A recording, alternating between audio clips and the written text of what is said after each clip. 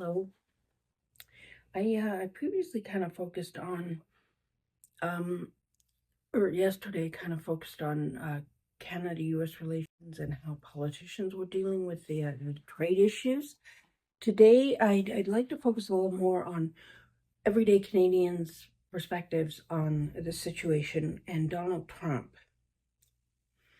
We know that for many, many decades, the Canada-U.S. relation has been exemplified or observed to be strong in the areas of uh, interaction, of trade relations, of mutual geopolitical interests. However, with the political climate changing now under the Donald Trump presidency, Canadians' perceptions have changed. So Canadian public opinion, like for instance, the Research Co. in January this month found that 59% of Canadians believe that Trump's tenure will have a negative impact on both Canada and the world. This is consistent across various demographics. So with older Canadians, those of us age 55 and older, expressing a little bit more concern, about 75%, compared to younger cohorts. And I'm looking at age 18 to 34, and they're about 47%. So there's some consistency, but there's also some change as we age. A narrative research poll suggested that 63% of Canadians anticipate a negative impact on our national economy due to Trump's tenure.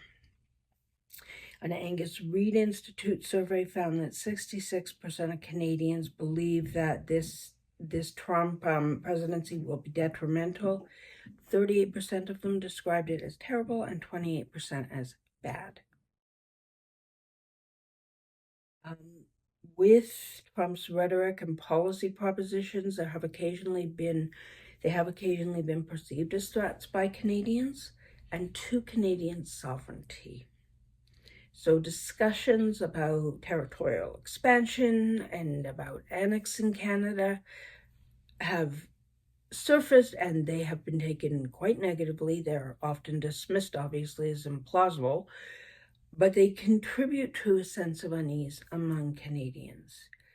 Michael Ignatieff, the former leader of Canada's Liberal Party, highlighted the seriousness with which Canadians take such rhetoric. And he emphasized that with the deep economic integration of the two nations, this is not a good thing.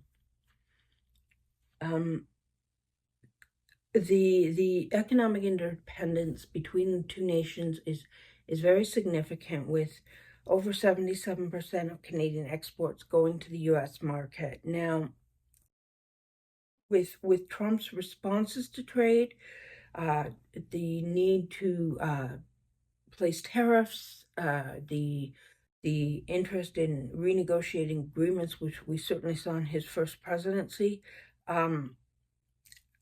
there's concerns about potential trade disputes and the stability of the economic ties. And again, Canada is moving towards or looking at spreading out and working with more countries in better ways, in healthier ways for us, and reducing our interaction and interdependence on the United States.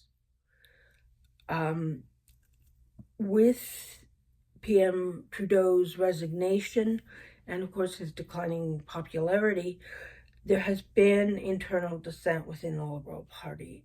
And because the NDP withdrew their support, the situation is further complicated. So this could in some way affect our ability to navigate the challenges posed by a Trump administration, but we certainly see some strong contenders coming into place. Canadian perceptions of the United States have also changed. Now, a February 2024 Research Co poll indicated that 64% of Canadians hold a positive opinion of the U.S., and this was a significant increase from the 32% they found in July 2020. That is going to change.